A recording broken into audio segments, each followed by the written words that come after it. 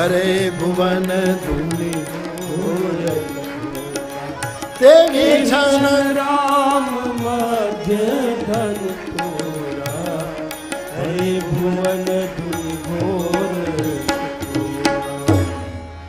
एक क्षण पूरी हो, दूसरी क्षण शुरू हो, और दो क्षण के बीच में धनुष नहीं तोड़ा। तुलसी कहते काल गणना देखो, क्षण शुरू हुई और वही क्षण पूरी हो, उस क्षण के मध्य में धनुष तोड़ डाला। भरी भुवन घोर कठोर रव रवि बाजित मार्ग चले, चिक्कर दिग्गज डोल महियाई कोल पूरम कलमल। सूर्य सूर मुनि कर कान दीने, सकल विकल विचारही को दंड भंजे राम तुलसी देवी वचन उचारे। को दंड भंजे राम तुलसी जय की वचन उचारे। रव रवि बाजित जी मार्ग चले। धनुष्य एक क्षण के मध्य भाग में जब टूटता है, उसकी आवाज सुन के भरी भुवन घोर कठोर रव रवि बाजित जी मार्ग चले। सूर्य के अश्व आवाज सुनकर अपनी दिशा चुक गए, पूरे अस्तित्व पर असर हुई। चिक्कर ही दिग्गज, दिशाओं के हाथी चिक्कर चक्कर चक्कर घूमने लगे। चिक्कर ही दिग्गज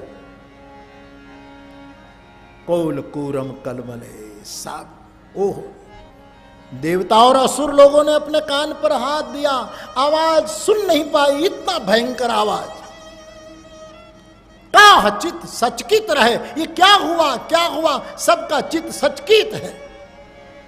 इतने में गोस्वामी जी ने घोषणा की, विश्व को जवाब तुलसी ने दिया। को दंड भंजे राम तुलसी जयति वचन उच्चार ही।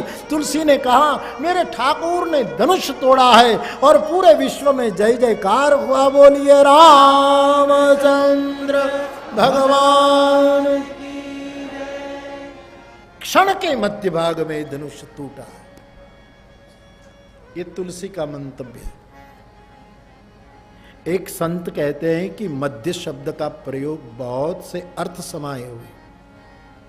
मध्य में तोड़ा गया, इसका मतलब एक संत का अभिप्राय कि जो धनुष्य है उसका आकार है, उसको राम जी ने बिल्कुल मध्यस्थ में तोड़ा। क्योंकि भगवान उठा करके धनुष के एक भाग को तोड़ दे तो ये अभिमानी लोगों का कोई ठिकाना नहीं।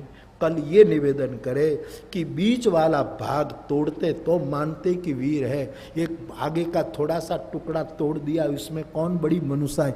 इसलिए कोई कल ऐसा कह न पाए, इसलिए मेरे राघव ने बीच में से बिल्कुल मध्य से धनुष तोड़ा। एक संत ने कहा नहीं, हमको ऐसा लगता है कि भगवान राम ने धनुष को खींच करके कहीं दूसरी जगह ले जाकर नहीं तोड़ा, पूरी सभा के मध्य में ही तोड़ा, ताकि कल कोई ये न कहे कि राजकुमार धनुष लेकर कहीं वहां चला गया था, वहां कुछ लोग मिल गए, खबर नहीं क्या किया, हम तो देखे इतने में तो तोड़ डाला, ये कोई न कह सके। इसलिए बिल्कुल सबके बीच में तोड़ा। एक संत कहे नहीं, मध्य का अर्थ होता है प्रभु ने आकाश में नहीं तोड़ा, प्रभु ने पाताल में नहीं तोड़ा, प्रभु ने बीच में धरती पर मर्त्य लोक में तोड़ा, इसीलिए मध्य में तोड़ा। एक संत कहे नहीं, मध्य में तोड़ा इसका अर्थ है प्रभु ने देव रूप में नहीं तोड़ा, प्रभु ने दानव रूप में नहीं तोड़ा, प्रभु ने मध्य वाला मानव रूप में धनुष तोड़ा, इसलिए धनुष मध्य में तोड़ा।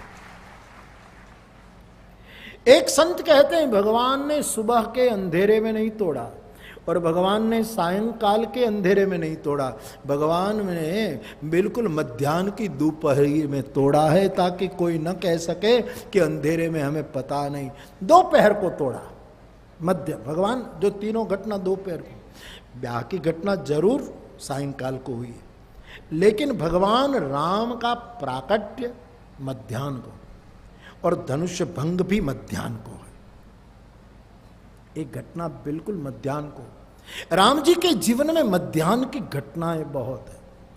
तिथि पत्रों में भी मध्याह्न के समय कई बार उल्लेख नहीं मिला। मध्य में तो ये व्यक्त मध्य है। धनुष अहंकार का है। भूतकाल की बातें याद करने से अहंकार टूटता नहीं। कई लोग भूतकाल को, अतीत को याद करें। हम जब छोटे थे ना, तब हुताशनी का, होली का दिन आता था, तब 2-2 किलो खजूर उसके बीज के साथ खा जाते थे। ले, ये भूतकाल का अहंकार।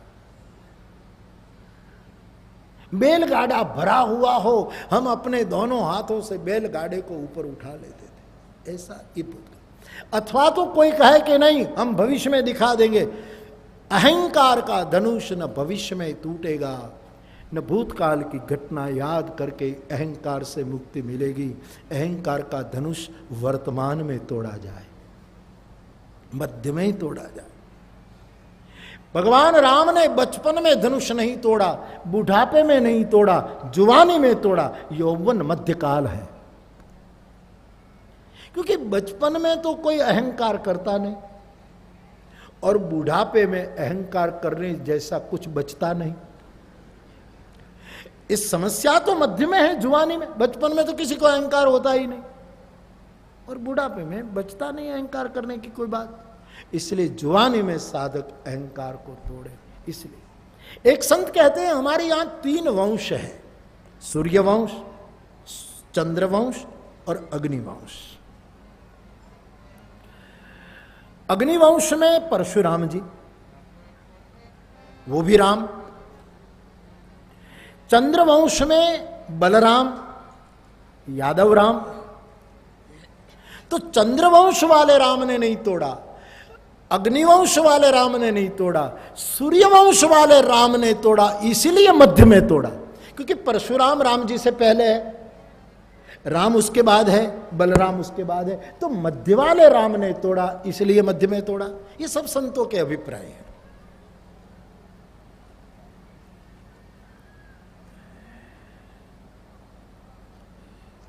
मध्य में तोड़ा। कई अर्थों में संत उसको कहते रहते हैं कि हमारे यहां पुराणों में 3 धनुष विश्व प्रसिद्ध है। एक तो भगवान राम का धनुष सारंग प्रसिद्ध है, ये मुख्य प्रधान। दूसरा भगवान शिव का ये पिनाक, और तीसरा अर्जुन का गांडीव। तो सारंग नहीं तोड़ा और तीसरा गांडीव भी नहीं तोड़ा, बीच वाला जो पिनाक था वो मध्य वाला धनुष तोड़ा, इसीलिए मध्य में तोड़ा।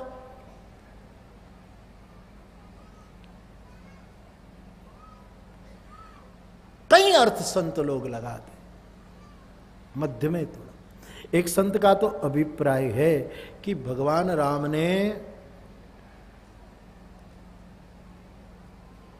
शुक्रवार को धनुष नहीं तोड़ा था, शनिवार को नहीं तोड़ा था, रविवार को नहीं तोड़ा था, सोमवार को नहीं तोड़ा, मंगलवार को नहीं तोड़ा। हमारे यहाँ सोमवार से शुरू होता है ना, सोम मंगल बुध, इन 3 दिनों में नहीं तोड़ा।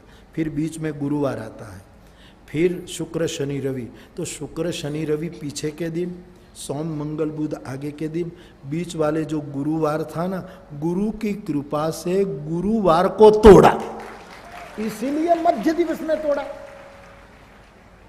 गुरुवार को ही तोड़ा और गुरु की कृपा से टूटा। अहंकार किसकी कृपा से टूटेगा? प्रयत्न कर लो हमारी सीमा तक, लेकिन यह गुण साधन ते नहीं होई, तुम्हारी कृपा पाव कोई। तो अहंकार गुरुवार को मानो टूटा, इसलिए मध्य में।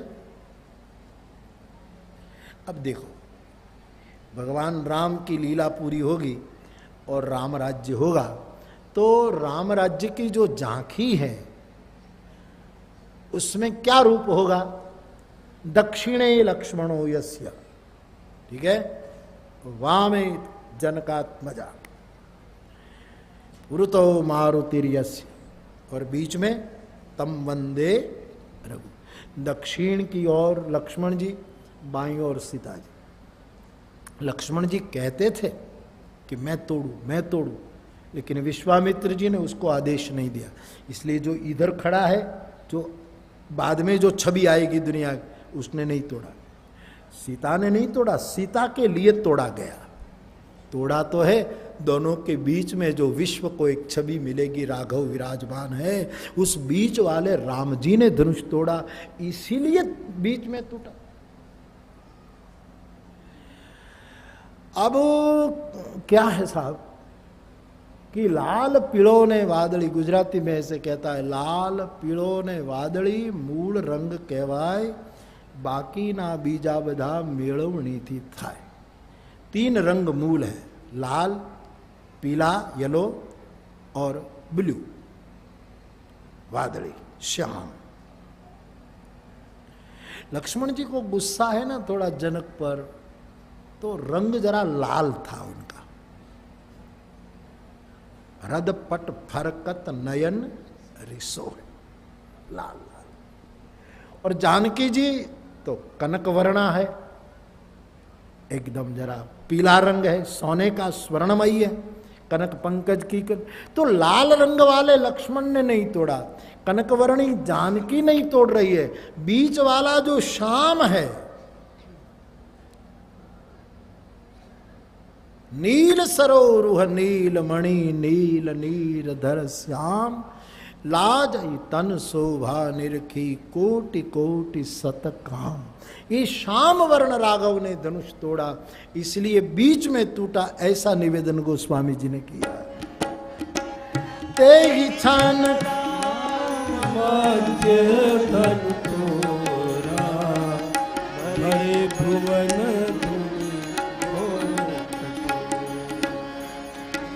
अब देहातों में देखो साहब कि कोई गन्ने का पूरा साठा गन्ने का लाए और बच्चे कहें किसी बुजुर्ग को, किसी वडील को कि उसके टुकड़े करके हमको दे दो, तो किसान क्या करेगा कि कभी कभी तो खेल खेल में गन्ने का वो पकड़ कर ऐसे सिर पर मारकर 2 टुकड़े करके लाओ लाओ। या तो कोई बैठा होगा तो कहे ला क्या है, तोड़ना है ला, तो बैठे बैठे खड़ा भी नहीं होगा, बैठे बैठे पैर ऐसा एक लंबाएगा, दोनों हाथ से गन्ने का वो लेगा और बीच में पैर डालकर ऐसे तोड़। भगवान राम ने पैरों से धनुष नहीं तोड़ा, क्योंकि पैर पद का प्रतीक है, पदों से तो अहंकार पुष्ट हो जाता है, पद प्रतिष्ठा। भगवान राम ने मस्तक से नहीं तोड़ा, मस्तक पर ताज रहता है, वो भी अहंकार बढ़ा देता है, मुकुट रहता है। प्रभु ने कटी भाग के संयम से अहंकार को तोड़ा है, बीच में तोड़ा, न पैरों से तोड़ा न मस्तक से तोड़ा, बीच में हाथ में लेकर प्रभु ने तोड़ डाला है। अहंकार में खुद को थोड़ा प्रयास करना जरूरी है, थोड़ा कर्म करना जरूरी है, इसलिए मध्य में तोड़ा, लेकिन तोड़ा मध्य में, क्षणार्ध में धनुष भंग हुआ। पूरे ब्रह्मांड में प्रतिक्रिया हुई। ये तो रामचरितमानस का धनुष भंग है, लेकिन गोस्वामी जी का एक ग्रंथ है कवितावली रामायण। तुलसी के कई ग्रंथ है आप जानते हैं, इसलिए उसमें जाने की जरूरत नहीं। अपने ग्रंथों में गोस्वामी जी धनुष भंग को और रोचक बना देते हैं।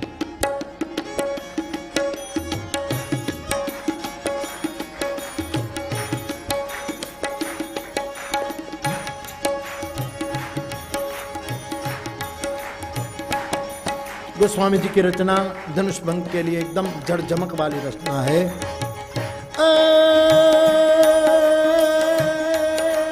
विगति उर्वि अति गुर्वि सर्व पव्य समुद्र व्याल बधिर कई काल विकल दिग्पाल चराच दिग्गयंग लर खरत परत 10 कंध मूक पर सुर विमान हिमवान भानु संगत परत चौके बिरंसी शंकर सहित बोल कमठ गई कलमलो ब्रह्मांड चंड जब ही राम शिव धनुधलो जीव जब ही राम शिव धनुधलो जीव जब ही राम शिव धनुधलो दिगति उर्वि अति गुर्वि सर्व पव्य समुद्र सर्व्याल बधिर तैका विकल दिग्पाल चराचर दिग्ग कि वैसे तो ये छंद है, लेकिन ये बोलने की पद्धति हमारी सौराष्ट्री है। अपने अपने बोलने की एक रीत होती है, उसमें ज़्यादा रोचकता होती है।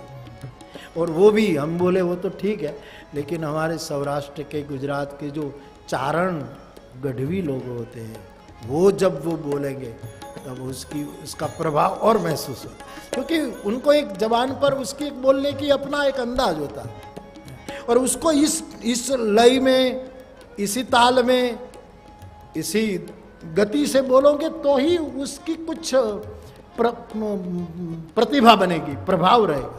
बाकी इसी छंद को कोई बोले डिगते उर्वी यति गुरवी सर्व पब समुद्र सर्वाल बदिर ते काल विकल दिग्पाल चरा चर दिग आम धनुष न तोड़े, कोक थपाक मारीन तोलो तोड़ी नाखे न उभा करी दे कि आम न बोला यार, आम दातणे न टूटे, एक सीख भी नहीं टूटे। उसकी बोलने की एक झड़झक है साहब सब में अपनी। और घना नाजुक तबियत वाला हमारे कवि लोग आ गीत गाए, अपना कथाकारो घना नाजुक तबियत वाला जराय राड सहन न करी सके, तरता जे।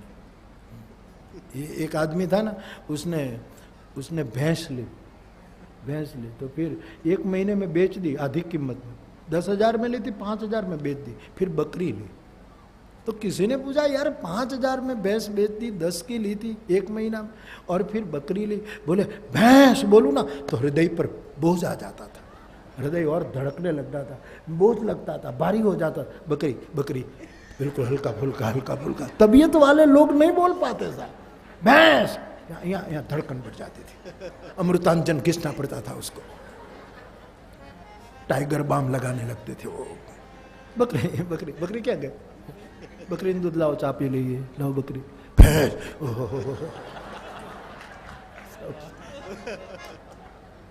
तो दिखती वो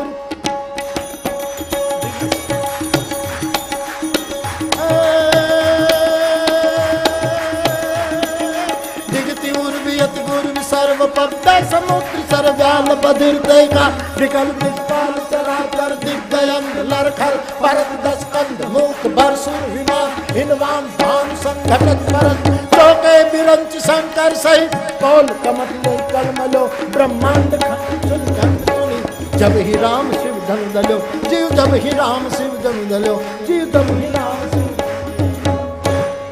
4 पैर वाला टेबल हो और उसमें एक पैर जरा छोटा हो जाए और टेबल इसे हिले, और ऐसे टेबल पर आप दूध का एक तपेला, एक दही का, एक छाछ का, एक आम रस का रखो, और वो यदि टेबल हिलने लगे तो जैसे दूध आदि के तपेले में जो वो सब छलकने लगे, वैसे गोस्वामी जी कहते हैं ठाकुर ने धनुष तोड़ा तो डिगती उर्वी यति गुरवी पूर्वी पृथ्वी एकदम चाक पर कोई पिंडा हो ऐसे घूमने लगेगी,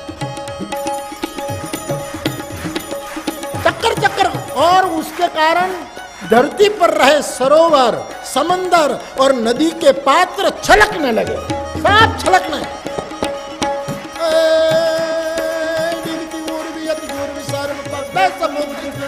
बधिर काल विकल दिग्पाल चराचर दिग्गयंग लरखरत भरत स्कंद मूक परशुर विमान डिगती उर्वी अति गुरुवी सर्व पब्बे समुद्र सार सब छलकने लगे। ब्याल बधिरते ही काल शेष नाग बहरे हो गए, सांप के कान चले गए।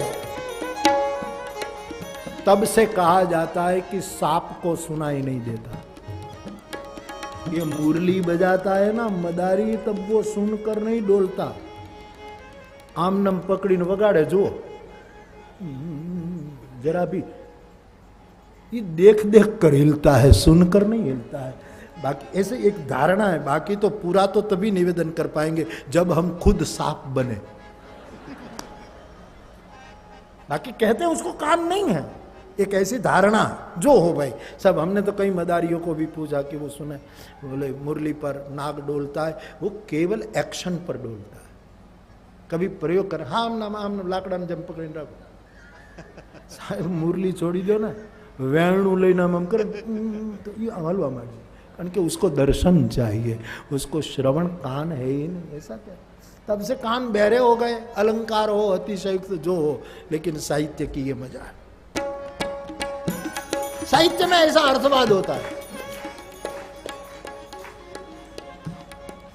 एक साहित्यकार कहता था कि फिर एक रमणी स्त्री थी, तैयार हुई,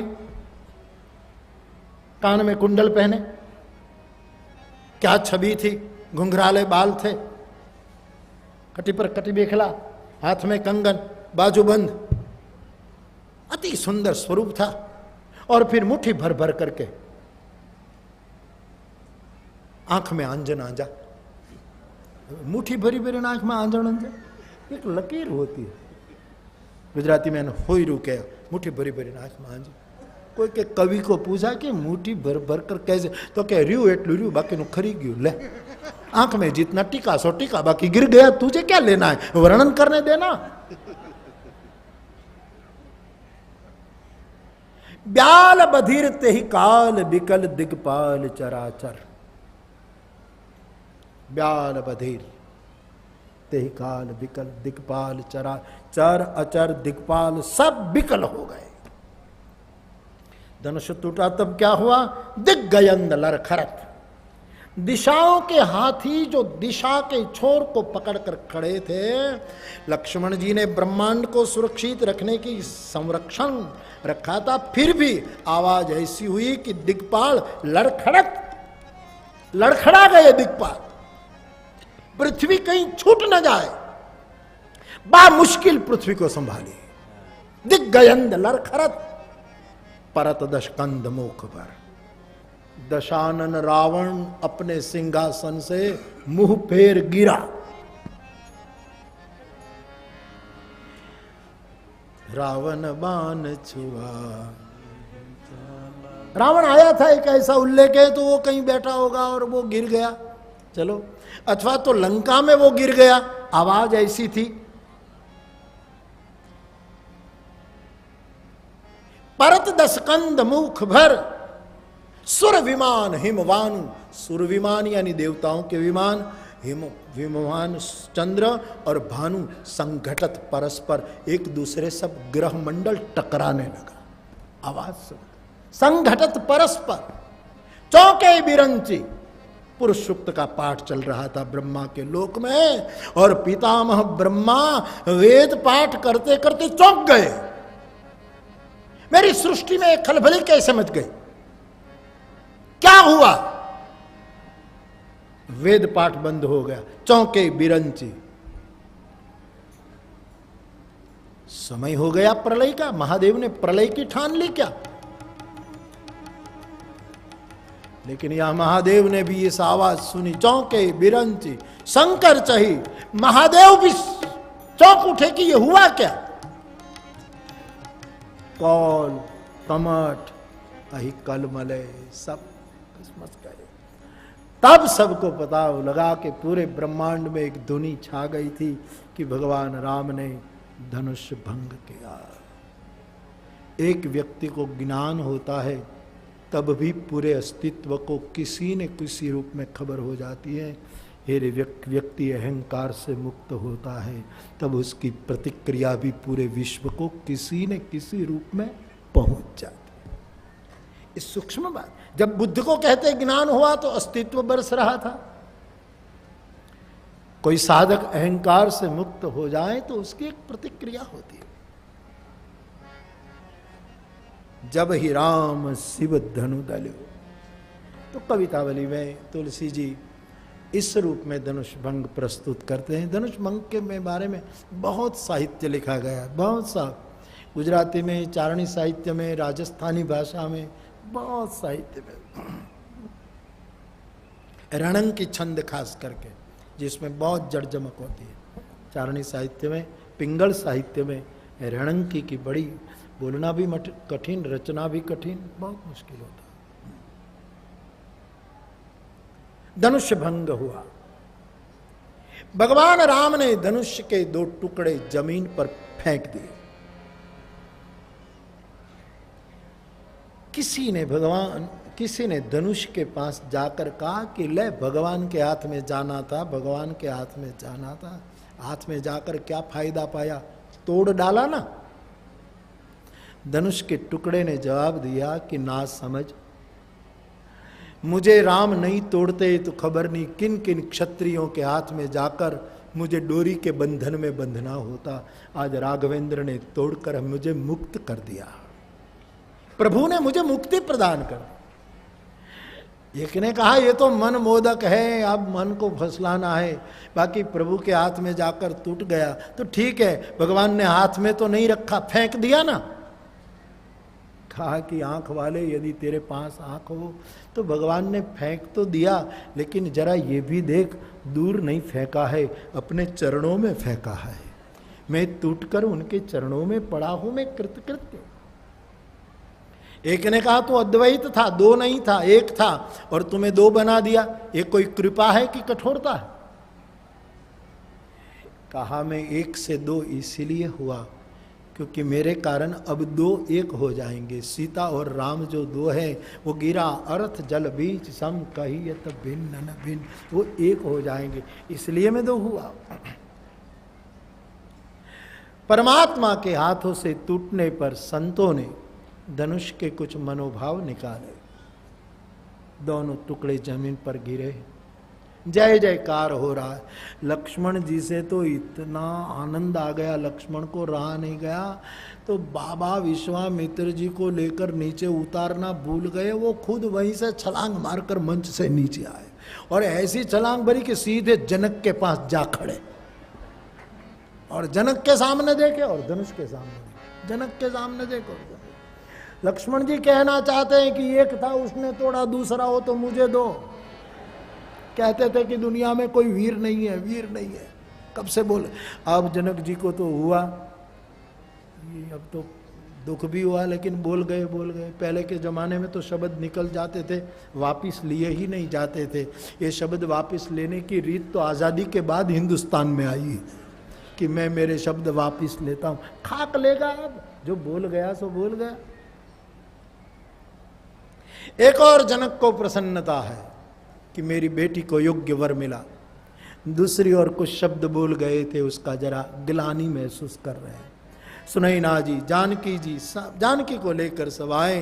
बाबा विश्वामित्र जी आए, राघव ने प्रणाम किया और विश्वामित्र जी की वृद्ध आंखों में आंसू आ गए। राघव, जब मैं तुम्हारी मांग करने दशरथ के पास गया तब एक शब्द बोला गया था, उस समय प्रसंग में शब्द आया था, देहु भूप मन हर्षित तजहु मोह अज्ञान धर्म सुजस नृप तुम कहाँ इन कहाँ अति कल्याण। एक ऋषि को तूने बड़ा बना दिया, महिमा और प्रदान कर।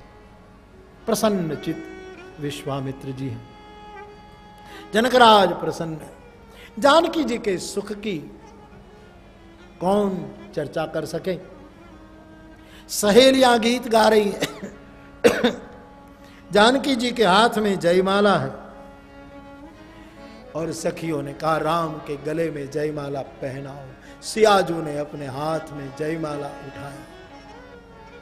उम्र में सियाजू छोटी है राम से उम्र में, कृष्णावतार में राधेजू बड़ी है, गोविंद छोटा है, तो उम्र के कारण ऊंचाई भी कम है। अब राम जी तो बड़े सरल है, झुके तो है, लेकिन झुकने की भी कुछ मर्यादा है, तो जितना झुका जाए मर्यादा से, शील से झुके। फिर भी जानकी उनके कंठ तक पहुंच नहीं पाती है, कोशिश कर रही है माला पहनाने। राम जी झुक कर खड़े हैं, जानकी जी ऐसे खड़ी, सब चुप। देर हुई ना तो राम जी ने मन ही मन सिया जी को पूछा कि देवी कितनी देर करोगे, जयमाला पहना दो ना। तो सियाजू ने कहा आपने तोड़ने में बहुत देर की है, तोड़ने में यदि देर हो तो ये तो जोड़ने की बात है, ये जोड़ने में तो देर हो वो ठीक लगती।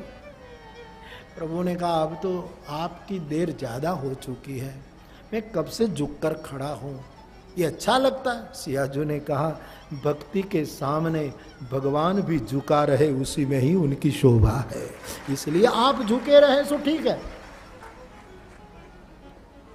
लेकिन अब बहुत हो गया, मैं झुका हूं, पहना दो। जानकी जी पहुंच नहीं पाती। विश्वामित्र जी सोच रहे कि धनुष भंग की समस्या का तो हल हो गया, लेकिन ये माला पहनाने की एक नई समस्या आ गई।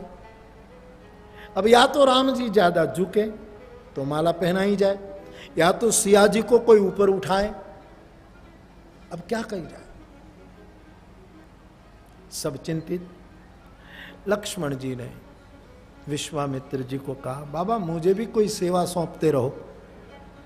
क्या? कि ये माला पहनाने की समस्या है ना, आप आज्ञा करो तो एक क्षण में माला ठाकुर के गले में गिर जाए, रख दी जाए, ऐसी मैं योजना करूं। बोले करो। तो लक्ष्मण जी ने क्या किया, राम जी झुके खड़े हैं, सियाजू कोशिश में है, इतने में जल्दी से बीच में लक्ष्मण जी आकर राम जी के पैर छूते।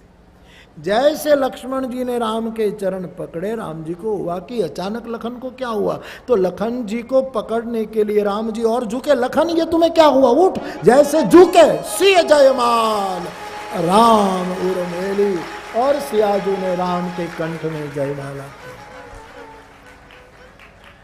राम जी ने लखन को कहा, लखन तूने मुझे हरा दिया, प्रभु मैं आपसे क्या कहूं, भक्ति के आगे भगवान हार जाए, उसी में ही उनकी शोभा है। सियाजू जयमाला पहना देती है। सखियों ने सियाजू को कहा, चरण स्पर्श करो, गौतम तीय गति सुरति करी, नहीं पर सती पद पानी, मन बिहान से रघुवंश मनि प्रीति अलौकिक जानी। तो बाप अहल्या का स्मरण होता है, और जानकी जी चरण छूने में उनके भी कितने कितने भाव संत लोग कहते हैं। खैर, जोरी सोह रही है, मंगल वातावरण है, इतना सब संपन्न हुआ, और अभिमानी राजाओं ने बलवा बोला, धनुष टूट गया, सीता जी ने जयमाला पहना दी। इसका मतलब ये नहीं कि ब्याह हो गया, हम जब तक यहाँ हैं पकड़ लो सीता को, जनक को पकड़ लो, दोनों राजकुमार को पकड़ लो, हमारे जैसे शूरवीर जब तक यहाँ हैं कोई सीता को नहीं ब्याह पाएगा। मूढ़ लोगों ने बलवा बोला। सज्जन राजा समझाने लगे कि अब हद हो रही, लेकिन मूढ़ माने तो मूढ़ कैसे। इतने में सब चिंतित कि करे क्या। गोस्वामी जी लिखते हैं, तेगी अवसर सुनि शिव धनु भंगा, आए भृगुकुल। परशुराम जी के एंट्री, परशुराम जी आते। स्थूल रूप में तो बड़ा रोचक प्रसंग है, लेकिन ये सूक्ष्म रूप में भी समझने। परशुराम जी क्रोध, बहुत क्रोधी है, बाल ब्रह्मचारी अति क्रोधी, ये उनका निवेदन है। क्रोधी होना वो अपने आप को गौरव समझते हैं। कोई धनुष तोड़ देता है, अभिमान मुक्त होकर भक्ति प्राप्त कर लेता है, लेकिन अगल बगल का समाज जब गाली गलौज करेंगे तब क्रोध आने की संभावना है। कि हमने जरा भी अहंकार नहीं किया, हम भक्ति कर रहे हैं, फिर भी ये दुनिया हमको गाली गलौज कर रही, ये करो राजा मूढ़ता में। उसी समय साधक के मन में क्रोध आ सकता है। उसी की ओर सूक्ष्म संकेत करते हुए परशुराम जी का प्रसंग तुलसी ला देते। अब फिर परशुराम जी आए तो देखते ही सब दंड प्रणाम करने लगे, बाप दादा के नाम कहने लगे। सबको लगा कि ये कहाँ आ गए। और परशुराम जी ने कहा, जना की इतनी भीड़ क्यों, ये जिसने धनुष तोड़ा हो उसको समाज से विलग कर दे, वरना सबको मार दूंगा, सबको मार दूंगा। धनुष तोड़ने वाले को विलग कर दो, वरना सब मारे जाएंगे। तब अभिमानी राजाओं को हुआ कि जनक ने जब कहा था कि घर चले जाओ, तब निकल गए होते तो पहुंच गए होते, और अब अकारण खड़े हैं। फिर तो बहुत बड़ी चर्चा, राम राम संवाद, ये संवाद चलता है। बड़ा ये रामायण के दो प्रसंग लोगों को बहुत आनंद देता है एक परशुराम और लक्ष्मण संवाद, आप पूरा उसी संवाद को एक कथा करेंगे, उसकी एक ही संवाद, उसकी संवाद की, जिसमें ये दोनों की जड़ जमक। और दूसरा एक संवाद अंगद रावण का संवाद होता है, उसमें लोगों को बड़ी खुशी होती है, तोड़ फोड़ की मजा आती है, लोगों को आनंद आता है। संवाद भी इतना स्थूल और इतना सूक्ष्म है दोनों। लेकिन समय अभाव से इतना ही कहूं, जब परशुराम जी को बोध होता है, जय जयकार करके विष्णु का धनुष जब देते ही चढ़ गया, परशुराम जी को पता लग गया कि अवतार हो चुका है। तपस्या के लिए अवकाश प्राप्त कर लेते हैं परशुराम जी, जय जयकार करके, कही जय जय जय रघुकुल केतु, भृगुपति गए बनहि तप हेतु। और यहाँ सब विघ्न दूर हुए। विश्वामित्र ने जनक को कहा, अब धनुष टूटा, ब्याह हो चुका, फिर भी वंश व्यवहार के अनुसार आप सब लोक रीति और वेद रीति संपन्न कराओ, पत्र भेजो अयोध्या, अवधपति को ले आए, फिर धामधूम से ब्याह करवाओ।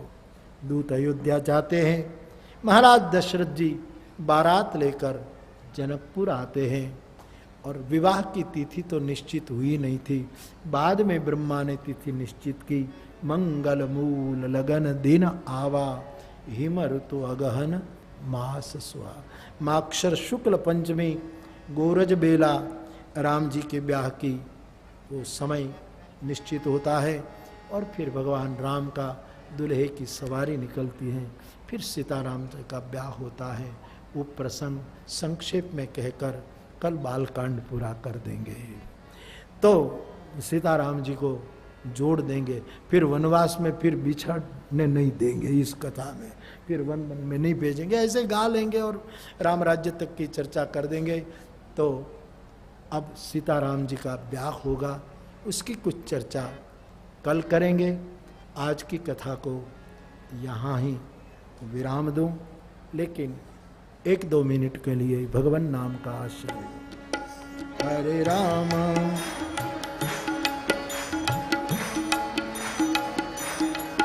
हरे राम राम राम सीताराम हरे राम राम राम सीताराम राम हरे राम राम सीताराम राम हरे राम राम राम सीताराम राम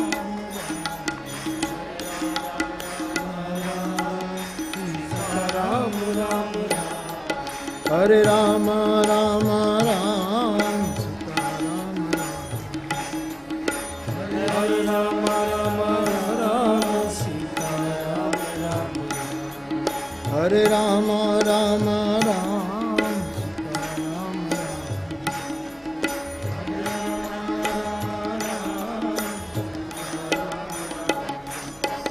हरे राम राम राम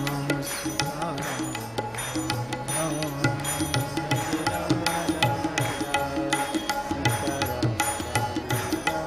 हरे राम राम राम सीताराम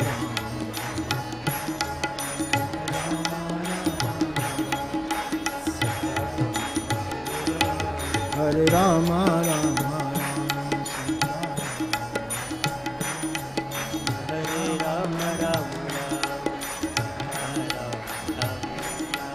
हरे राम राम राम सीताराम राम राम राम राम सीताराम राम राम हरे राम राम राम सीताराम राम हरे राम राम राम सीताराम राम हरे राम राम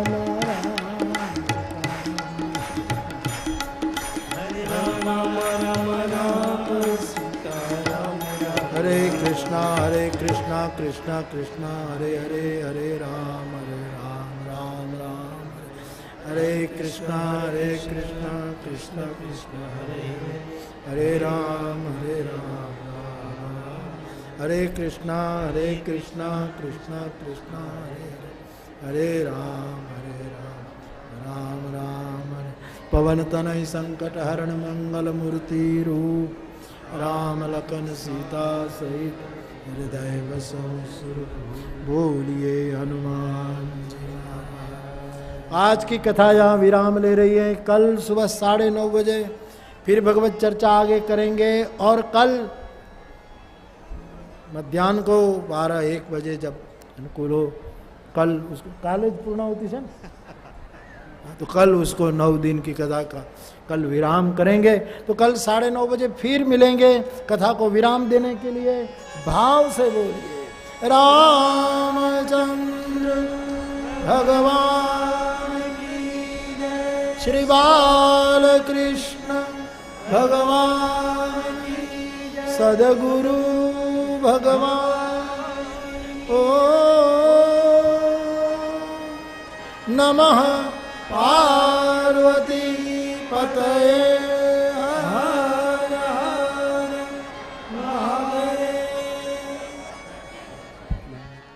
कृतार्थ तव दर्शन खगराज आय सुदेव सुकर्म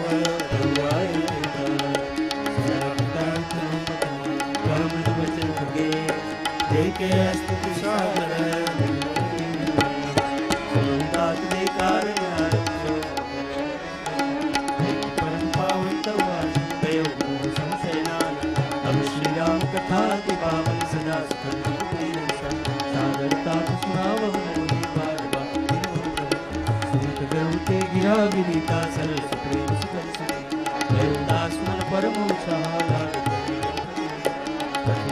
अनुराग भवानी राम सर कैसे नारद कर मोह पारा कैसे भोग रावण प्रभु अवतार कथा पुन गाई तब सुचल बाल चरित कहि विविध मन मह परम श्रियागण कहे पुनि भोग राम अभिषेक प्रसंगा पुण्य भजन राज रस भंग पूर्वासिन कर विरह विषादा जय श्री राम लक्ष्मण संग उनके वट अनुरागा वाल्मीकि प्रभु मिलन बखाना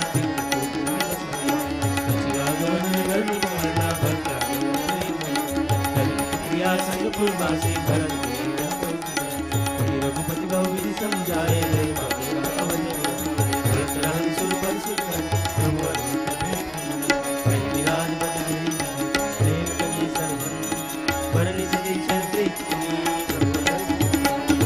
कई दंडक बन पावन तारी दीर्घ मैत्री पुंजय गाड़ी पूरी प्रभु जमती की बाचा भंगी सगल पूरी रूप दे समुपात प्रदूषण भर बहुरी बखाना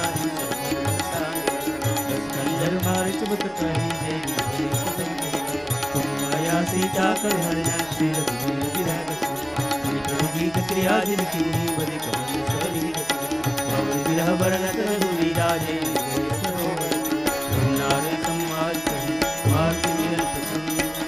सुग्रीव मिताई बालकान कभी तिलक कर प्रभु शैल प्रवर्षण वर्णन वर्षा देवी कविपति की सपठाए सीता खोल सकल विषधार विवर प्रवेश चिन्ह दे भाटे कपिल बहु सर्वथा समीर तुम्हारा नाम प्रवेश जारी रावणी बोले कुंदई जहर बुढ़ाई दे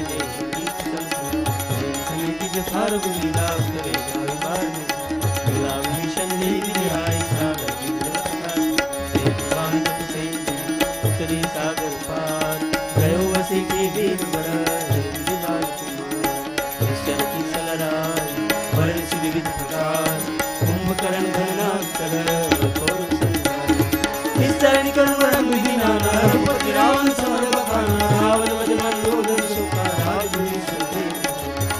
रघुपति मिलन बहुरी सुरन कपिल समेता अवर देवी राम नगर विजय भारत बहुरी राम विषेका पूर्वर तथा समस्त सुंदर कहानी जो भगवान राम कथा जय मोर संदेह सकल रघुपति चरित भयो राम बदले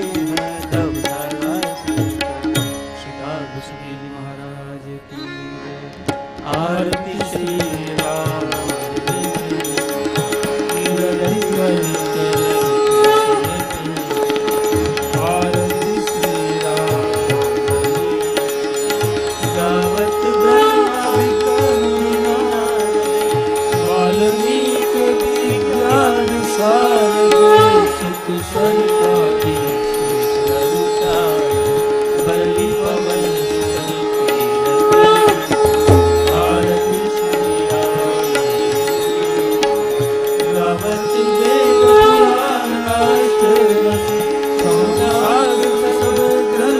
को रस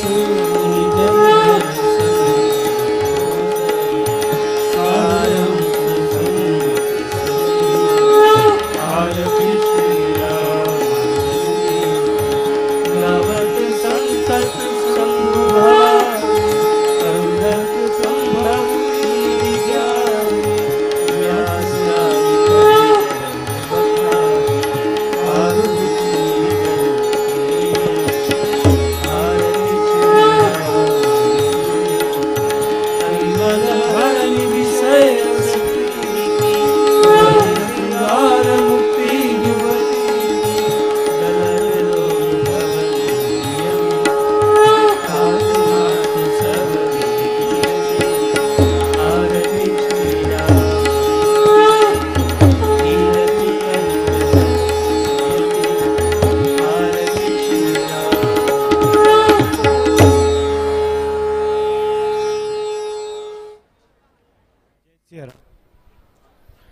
जय सिया राम, जय सिया राम, जय सिया राम।